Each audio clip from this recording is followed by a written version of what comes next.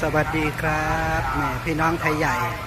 มาเคารพพระศพพระราชินีครับมากันหลายร้อยคนนะครับทั่วประเทศไทยครับผมนี่ก็เป็นส่วนหนึ่ง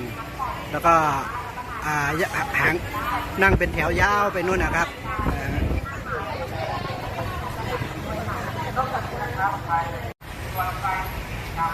สวัสดีครับแม่พี่น้องไทยใหญ่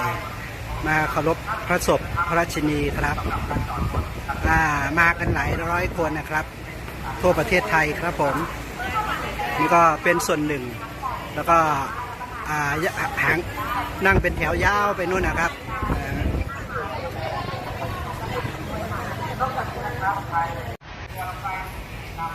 สวัสดีครับแม่พี่น้องไทยใหญ่มาเคารพพระศพพระราชินีครับมากันหลายร้อยคนนะครับทั่วประเทศไทยครับผม